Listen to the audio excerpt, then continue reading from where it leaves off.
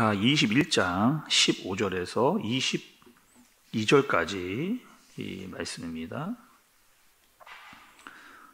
블레셋 사람이 다시 이스라엘을 치거늘 다윗이 그의 부하들과 함께 내려가서 블레셋 사람과 싸우더니 다윗이 피곤하매 거인족의 아들 중에 무게가 300세겔 되는 노창을 들고 세 칼을 찬 이스비분 노비 다윗을 죽이려 함으로 스루아의 아들 아비새가 다윗을 도와 그 블레셋 사람들을 쳐 죽이니 그때에 다윗의 추종자들이 그에게 맹세하여 이르되 왕은 다시 우리와 함께 전장에 나가지 마옵소서 이스라엘의 등불이 꺼지지 말게 하옵소서 하니라.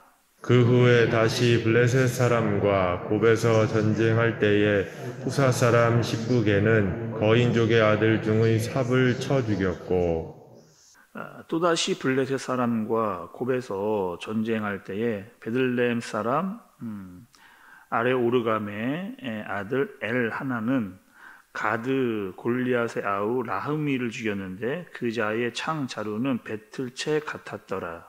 또 가드에서 전쟁할 때에 그곳에 키가 큰 자 하나는 손가락과 발가락이 각기 6개씩 모두 24개가 있는데 그도 거인족의 소생이라. 그가 이스라엘 사람을 능욕함으로 다윗의 형 삼마의 아들 요나단이 그를 죽이니라. 이 네 사람 가드의 다윗의 손과 그의 부하들의 손에 다 넘어졌더라. 아멘. 여러분, 우리가 어제부터 우리 사무엘하 21장부터는 이제 시간 흐름의 순서가 아니다라고 하는 말씀을 드렸습니다. 그러니까 오늘 본문도 마찬가지 지금 언제 일어난지를 모르는 정확히는 알 수 없는 그런 상황에 있는, 그러나 상황은 알 수가 있습니다. 어떤 상황이냐면 전쟁 중입니다. 그리고 다윗이 왕이었을 때 블레셋과의 전쟁을 하고 있었던, 그리고 지금 전쟁을 하다가 지금 다윗이 거의 힘을 잃고 아주 위기 상황, 적군들에게 거의 죽게 될 수 있는 그런 상황에 놓여져 있는 그런 상황이었습니다. 근데 그때 누가 나타나냐? 아비새라고 하는 장수가 나타나서 다윗을 구해냈습니다. 이렇게 이야기를 하는 거예요. 다윗에게 아비새가 17절 말씀을 좀 보세요.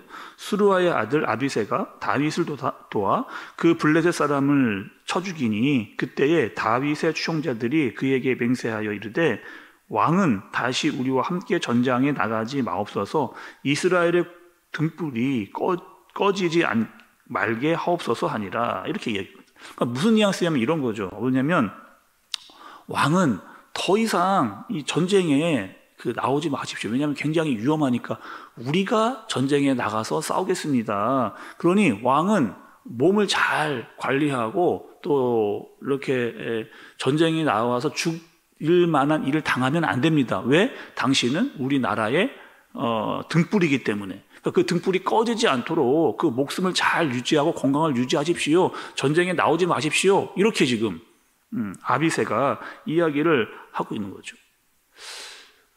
이 이야기를 들었던 다윗의 마음은 어땠을까요? 아비새가 이렇게 나한테 이야기해줘, 나를 보호해주고 아마 굉장히 든든했을 거라고 생각이 되어져요. 그리고 아비새 또한 그 왕에게 충성하는 그 모습을 우리에게 보여주고 있는 겁니다. 근데 오늘 말씀 여러분 잘 보시면 이런 사람이 아비새만 이렇게 다윗에게 한 게 아니고 무려 4사람이나 이런 모습을 보여주게 됩니다. 또 공통점이 있어요. 여러분, 오늘 말씀에 등장하는 이 4사람들은 공통점이 있습니다. 어떤 공통점이 있느냐면 상대하는 사람들이 다 거인입니다. 그리고 거인들이 다 출중했고 전쟁에 능한 사람들이었고 굉장히 강력한 무기를 가지고 있었던 그런 사람들이 오늘 다 등장을 하고 있거든요. 한번 살펴보겠습니다. 먼저 아비새가 상대했던 사람은 어떤 사람이었느냐? 16절과 17절을 보시죠, 여러분. 17절 처음 부분까지. 먼저 16절입니다. 거인족의 아들 중에 무게가 300세겔 되는 창을 들고 세 칼을 찬 이스비브노셋이 다윗을 죽이려 함으로 스루아의 아들 아비새가 다윗을 도와 그 블레셋 사람을 쳐 죽이니 이렇게 얘기했습니다. 여러분 지금 보시면 16절에 거인족이라고 나왔죠. 또 무게가 300셀이나 되는 노창, 어마어마한 무기를 가지고 있는 큰 무기를 가지고 있었던 그 블레셋 사람이었습니다. 아비새가 죽인 사람이. 또 보시죠. 18절 중반부를 보시면 이 십부개가 어떻게 하느냐. 후사 사람 십부개는 거인족의 아들 중에 삽을 쳐 죽였고 이렇게 이야기를 합니다. 19절의 중간에 엘하난은 보시면 19절 중간에 엘하난은 가드 골리앗의 아우 라흐미를 죽였는데 그 자의 창자루는 배틀채 같았더라 이렇게 이야기합니다. 또 20절 처음 부분 그리고 끝부분에서 나타나는 요나단. 여기서 요나단은 여러분 사울의 아들이 아니라 다윗의 장수입니다. 보시죠. 또 가드에서 전쟁할 때에 그곳에 키 큰 자, 그리고 맨 마지막에 보면 그도 거인족의 소생이라 이렇게 이야기를 하고 있는 거죠. 그러니까 여러분 오늘 말씀을 보시면 이런 생각이 들었습니다. 아, 원래는 한 명이었는데 갑자기 4명이 됐네 라고 하는, 이게 무슨 말인가 또 여러분 이렇게 말씀을 좀 드리면, 블레셋과의 전쟁을 할 때에 여러분 그 거인 또 블레셋 골리앗 뭐 이렇게 이야기하면 제일 먼저 떠오르는 사람이 여러분 다윗이잖아요. 근데 원래 그 다윗이 골리앗과 싸우러 갔을 때 그 당시에 골리앗과 전쟁할 수 있는 사람이 아무도 없었습니다. 아무도 없었고 골리앗은 이스라엘 사람들을 조롱했고 하나님을 함부로 이야기했던 상황이었죠. 아무도 골리앗을 상대할 수 없었던 그런 상황이었는데 다윗이 담대하게 만군의 하나님 여호와를 의지해서 전쟁으로 달려나갔던 사람이 이 다윗이라고 하는 사람입니다. 근데 지금을 보니까 여러분 그렇게 담대하게 거인족과 블레셋을 향하여 나갈 수 있는 사람이 다윗뿐만 아니라 4명이 되는 것을 볼 수가 있죠. 아비새요, 십부개와 엘하난과 요나단, 지금 막 이 블레셋을 향하여 달려가는 그 모습, 그들과 막 맞서 싸우고 있는 모습이 연상이 되어지게 되는 겁니다. 여러분 그 선구자라는 얘기 한번 좀 들어보셨죠? 선구자. 저도 이 선구자라는 얘기를 많이 들었는데 뜻이 뭔지를 잘 몰라서 제가 한번 알아봤습니다. 선구자는 이런 뜻이랍니다. 선구자는요, 먼저 말을 타고 앞서 나가는 사람, 이런 사람이 선구자예요. 어떠한 일이라든지 사상에 있어서 가장 먼저 앞서 나가고 있는 사람, 이런 사람을 선구자라고 이야기를 하는 거예요. 그러니까 이 선구자가 어떠한 일을 할 때, 막 앞에서 뭔 일을 치고 나갈 때에는 어려움이 많답니다. 어떠한 모임이나 공동체에서 리더를 하거나 지도자가 하고 있는 사람들이 뭔가 일을 하려고 하면 참 힘든 거죠. 따라오는 사람들이 이렇게 이야기하거든요. 굳이 이거 할 필요가 있느냐, 이거 뭐 할 필요 없고 해서는 안 된다, 하지 말자, 이런 이야기를 할 때가 굉장히 많다는 거예요. 또 어떤 사람들은 이 일은 계란으로 바위치기야, 하지 말자, 이런 얘기. 그러면서 이 이야기를 듣는 지도자들과 선구자도 이런 생각을 할 수가 있잖아요. 이거 굳이 할 필요 있을까? 이런 힘 들여서 할 필요가 있을까? 라고 하는 마음을 가지면서 혼자 있는 것 같은 외로움, 또 고단한 마음이 들 때가 많이 있다는 거예요. 근데 그 선구자가 막 길을 그래도 힘이 들어도 막 하다 보니까 그 길이 만들어져 있는 것들을 보고 그 사람들을 따라오는 사람들이 뒤에 많이 생기게 된다는 겁니다.